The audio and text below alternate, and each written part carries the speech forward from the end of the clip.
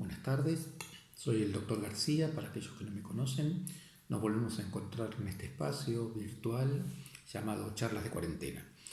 Hoy vamos a hablar sobre la depresión, que es otra de las patologías que en esta situación especial que estamos viviendo, en este contexto de aislamiento, de cuarentena, a partir de la pandemia del COVID-19, es interesante abordar debido a la posibilidad de exacerbación de los cuadros de depresión o la manifestación en muchos pacientes que no lo tenían y que se presentan en este contexto. La depresión, yo siempre digo, es como la prima hermana de los trastornos de ansiedad. En los últimos encuentros hablamos de lo que eran los trastornos de ansiedad y el impacto que tenían sobre nuestra vida. Bueno, la depresión está muy emparentada con esto, ya que coinciden o comparten muchos de los mecanismos neurobiológicos, muchos de los factores predisponentes, muchos de los factores desencadenantes e incluso el tratamiento es similar. La diferencia entre la ansiedad y la depresión principalmente es su manifestación, digamos su cuadro clínico. El cuadro clínico tiene otras características y es muy frecuente encontrar cuadros mixtos, o sea, cuadros que sufren de depresión y de ansiedad. Bueno, ¿qué es la depresión? Creo que todos entendemos, todos sabemos lo que es un cuadro de depresión. A veces confundimos también, ¿no es cierto? Pensamos que estar triste por una situación particular, una pérdida, una situación de duelo, significa que estamos deprimidos, y no es así. La depresión, si bien es un estado de tristeza, de angustia, de decaimiento, un estado de ánimo deprimido, tiene que ser la mayor parte del tiempo, o sea, la mayor parte del día, durante muchos días, durante varios días. No es algo aislado que se presenta reactivo frente a una situación especial, sino que es algo persistente. Se hablan de 2 semanas, por lo menos 2 semanas, en las cuales el ánimo esté deprimido y durante todo el día. Y otro punto característico en la depresión es lo que llamamos la anedonia, que significa la incapacidad o la falta de placer, de sentir placer frente a cualquier actividad. Aquellas cosas que nosotros disfrutábamos anteriormente, que nos generaban placer, bueno, perdemos esa capacidad. Esos son como los 2 signos cardinales de la depresión, que ya nos deben alarmar o hacer prestar atención de que podemos estar sufriendo este tipo de cuadros. Después se suman otros síntomas que completan el diagnóstico, que tienen que ver, por ejemplo, con cambios en el hábito alimentario, o sea, comemos demasiado o no tenemos nada de apetito, aumentamos de peso, se altera el sueño, se presenta insomnio o estamos con sueño o necesidad de dormir durante todo el día. Se puede presentar falta o incapacidad de concentración, sentimiento de inutilidad, fatiga, cansancio todo el día. Bueno, esos van conformando todo un espectro, ¿no es cierto?, que forma el cuadro clínico de la depresión. Bien, ¿por qué? ¿Por qué se produce la depresión? ¿Por qué se sufre depresión? Antes que nada, antes de desarrollar esto, quería decir que la depresión, junto con los trastornos de ansiedad, hoy en día son considerados una epidemia prácticamente en el mundo. Pensemos que hay más de 350 millones de personas en el mundo que sufren depresión. Estas son cifras previas a la pandemia que estamos viviendo, así que ahora se deben haber exacerbado mucho más. Bueno, es dentro de las patologías de salud mental la más frecuente. ¿Por qué? ¿Cuáles son las causas que generan esto? Como en todo en general, como en casi todas las patologías crónicas, existen causas que son predisponentes, ¿sí?, y causas que son determinantes. La causa predisponente, siempre de base tenemos la genética, hay una predisposición genética a sufrir este tipo de cuadros, al igual que los trastornos de ansiedad, se ven más frecuentemente cuando hay antecedentes familiares de cuadros similares, ya sean madres, tíos, abuelos. Bueno, generalmente cuando uno interroga hay antecedentes en la familia de haber sufrido cuadros similares. También las experiencias infantiles, las experiencias en los primeros años de vida, sobre todo las experiencias traumáticas, las alteraciones en los vínculos, en el afecto, en los vínculos con la madre, con el padre, pueden predisponer a sufrir este tipo de cuadros. Experiencias muy traumáticas como situaciones de abuso, de violaciones en niños, de maltrato psicológico, maltrato físico, también actúan como predisponentes o generan todo un caldo de cultivo para que, por más que no haya antecedentes hereditarios o genéticos, pueda despertarse esta patología. Y después los factores determinantes, ¿no? Que hoy sufrimos, bueno, a la cabeza están el estrés crónico, ¿sí? Las situaciones de estrés crónicas pueden disparar este tipo de patología, las enfermedades físicas, enfermedades crónicas habitualmente, se asocia mucho a patologías reumatológicas como la artritis reumatoidea, lupus eritematoso, el dolor crónico. El dolor crónico genera depresión, bueno, experiencias traumáticas, por supuesto. Bueno, esas son las causas, ¿no es cierto?, por qué se produce en determinadas personas, en determinados pacientes, estos cuadros. Después va a haber un montón de teorías, vamos a escuchar muchísimas teorías de cómo se va generando, hay teorías desde la neurobiología, hay teorías del psicoanálisis, hay teorías de la psicología cognitivo-conductual, que de alguna manera esta charla escapa a analizar en profundidad estas teorías. Lo importante es que se presenta, que es una patología prevalente, que no tiene sentido, ¿sí? Decirle a las personas, sobre todo los acompañantes, los amigos, las parejas, apelar a la voluntad de esa persona que está sufriendo depresión para que haga cosas, para que salga de ese estado, decirle, bueno, ponete las pilas, hace esto, anda a hacer actividad física, salí, divertite, porque no lo va a poder hacer. Tampoco tiene sentido enojarse con estas personas, decirle, bueno, pero siempre estás mal, siempre tirada, ¿cómo puede ser? Bueno, todas esas cosas que uno tiene tendencia a, un poco como mecanismo de defensa, a comunicar o a relacionarse con las personas que están sufriendo este cuadro. Es muy difícil de entender por aquellos que no lo sufren o que no tienen este tipo de patología. Pasa lo mismo que con la ansiedad. Esto es como si nosotros pretendamos decirle a una paciente hipertensa, ¿sí? Pero ¿cómo bájate la presión? O un diabético decirle, ¿cómo puede ser que tengas el azúcar alto? Bueno, ponete las pilas, bájate el azúcar. Es exactamente lo mismo. Hay trastornos, hay circuitos que están deteriorados, ¿sí? La diferencia es que en la hipertensión la alteración está dado en los endotelios, ¿no es cierto? Y los cambios químicos están a nivel de los endotelios, que son la membrana que recubre los vasos sanguíneos, y en el caso de la depresión esto se ve a nivel de neurotransmisión del sistema nervioso central. ¿Sí? Esto me parece importante aclararlo porque uno muchas veces, frente a la impotencia de estar ante una persona que tiene abolida totalmente su voluntad, que se quiere quedar en la cama todo el día, que no tiene ganas de hacer nada, que tiene incapacidad de disfrutar cualquiera de las situaciones que se les presenta, uno tiende a reaccionar incluso de manera mala o exigiendo cosas que son imposibles que hagan. Por eso es muy importante cuando las personas, ya sea los convivientes o uno mismo, se dé cuenta que estos síntomas que yo estuve comentando recién están presentes, poder tomar medidas, poder tomar contacto con un profesional y poder iniciar un tratamiento. La depresión necesita un tratamiento, lo mismo que la ansiedad, ¿no?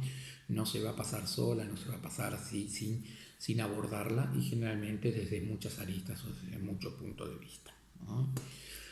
Bueno, muy bien. Estábamos hablando entonces de estos cuadros. Estos cuadros generan una alteración en la calidad de vida muy grande. Realmente el paciente con depresión tiene lo que llamamos un sesgo cognitivo, al igual que los pacientes con ansiedad. Lo que caracteriza el sesgo cognitivo de la depresión es la famosa tríada de Beck, en el cual hay una visión o un pensamiento negativo sobre uno mismo, sobre el ambiente y sobre el futuro. O sea, el paciente que está deprimido, todos sus pensamientos acerca de uno mismo son de inutilidad, de que está superado, de que no va a poder, que no sirve para nada, que tiene falencias, ya sea físicas, psíquicas, y que lo que le pasa tiene que ver con eso. También el sesgo cognitivo negativo está hacia el ambiente, los acontecimientos, las cosas que suceden en el exterior, todo está teñido de gris, todo tiene una intención mala, todo lo supera, todo tiene la sensación que no lo va a poder afrontar y que no lo va a poder superar. Y frente al futuro, por supuesto, es un futuro malo, un futuro negro. Piensa que nunca va a poder ser feliz, que nunca va a poder superar esta situación. Bueno, este sesgo cognitivo tan característico del paciente deprimido lo lleva a justamente a afectar toda su vida de relación, a afectar su pareja, a afectar todas las esferas de la vida del paciente, tanto en lo laboral como en lo social como en lo familiar. Bien, he sabido también que la depresión pasa lo mismo, nuevamente digo, que con el trastorno de ansiedad, hay que abordarlos, hay que tratarlos, tiene que tener un tratamiento porque incluso afecta la salud, si podemos diferenciar la física del paciente. Hay una asociación que está comprobada en muchísimos estudios científicos entre la depresión y la mortalidad de cualquier causa. El deprimido hace infarto de miocardio, el deprimido hace ACV, el deprimido se muere mucho más frecuentemente que la persona que no lo tiene. Es un factor de riesgo para la mortalidad de cualquier causa tan importante como lo es el tabaquismo, como lo es la obesidad, como es la hipertensión, como es la diabetes. Hay muchos trabajos que ya lo demuestran. Entonces, el mejorar el tratamiento de los cuadros de depresión y el mejorar esto tiene que ser un objetivo terapéutico. Es un objetivo para el médico que lo afronta, terapéutico, tan importante como tratar una diabetes, como tratar una hipertensión o como tratar cualquier otro tipo de patología. Bueno, por eso digo que el deprimido, el paciente con depresión tiene que abordar un tratamiento y el tratamiento tiene que ser adecuado. Bueno, ¿cómo se trata? ¿Cuál es el tratamiento de la hipertensión? Hablamos de abordarlo por distintas aristas. A ver, si la depresión es leve, muchas veces alcanza con psicoterapia, ¿no es cierto? Con el abordaje a partir de un psicólogo y con un montón de otras medidas, ¿no es cierto? Que tienen que ver con lo que hablamos en la ansiedad, el manejo del estrés, técnicas de relajación, técnicas de meditación, aprender estrategias de respiración, la lectura, ¿sí? La lectura orientada a estos cuadros, ¿no es cierto? Estos libros de calidad, ¿no es cierto?, de autoayuda, pueden ayudar esa búsqueda interna, esa búsqueda en, bueno, qué es lo que le está sucediendo, qué caracteres de su personalidad puede modificar. Todo esto ayudaría a abordar estos cuadros. Esto siempre y cuando la depresión sea leve. Si estamos hablando ya de depresiones moderadas o severas, o sea, más importantes, más prolongadas en el tiempo, que llevan con psicoterapia durante un tiempo prudencial y con todo esto que estuvimos hablando, y no mejora el cuadro, es necesario el tratamiento farmacológico. Hoy por hoy el tratamiento farmacológico de base de los cuadros de depresión son los antidepresivos. Hay de distintas familias con distintos beneficios, distintos efectos adversos. Hay un espectro muy grande hoy en día dentro de la farmacología para poder tratar exitosamente estos casos.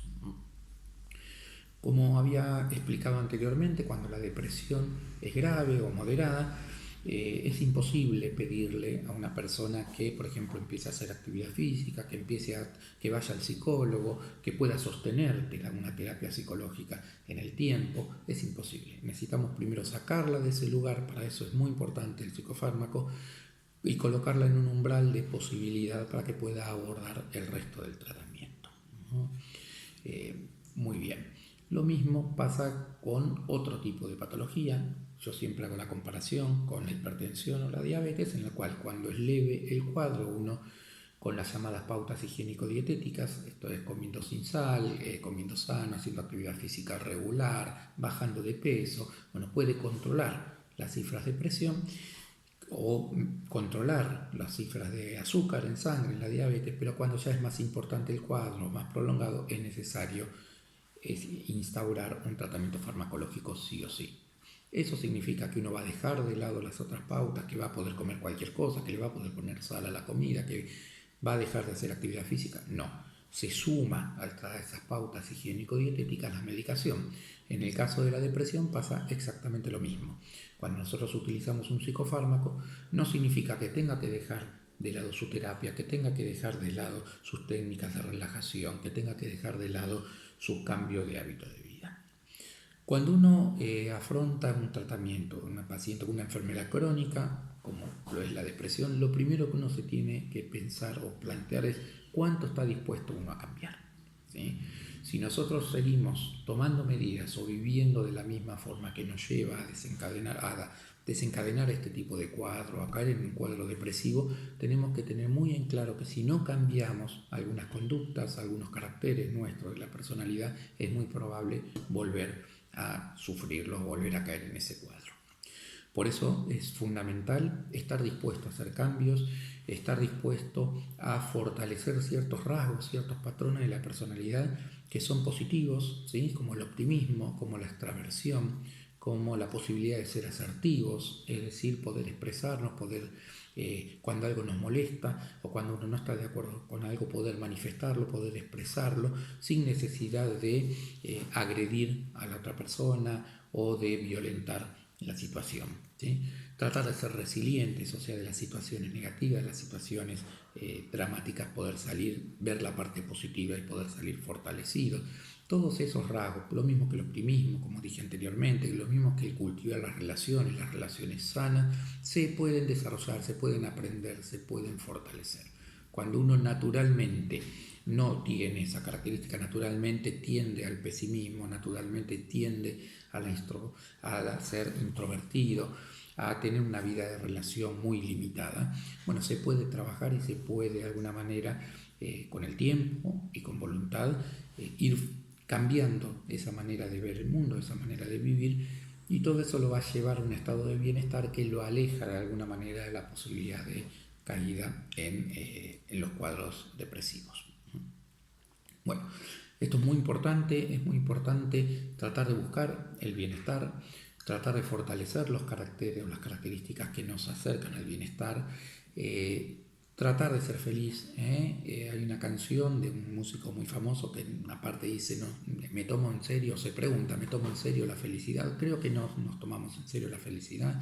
El bienestar es muy importante dentro de la salud de las personas, en la búsqueda de una calidad de vida adecuada, y hay muchas conductas que nosotros podemos cambiar o tomar en esa dirección. Los voluntariados, el amor, la empatía, las relaciones sanas, bueno, hay un montón de aspectos que nosotros podemos, la meditación, la oración, la fe, la vida de relación, hay un montón de situaciones o de aspectos que tenemos que fortalecer o que podemos fortalecer para poder disfrutar una vida con una mayor plenitud. Bueno, no quiero extenderme mucho más en este tema. Es muy importante el poder reconocerse cuando uno está sufriendo estos cuadros, el que nosotros podamos reconocer si algo cercano a nosotros lo está sufriendo para pedir la ayuda profesional conveniente. Bueno, muchísimas gracias y espero ser de utilidad.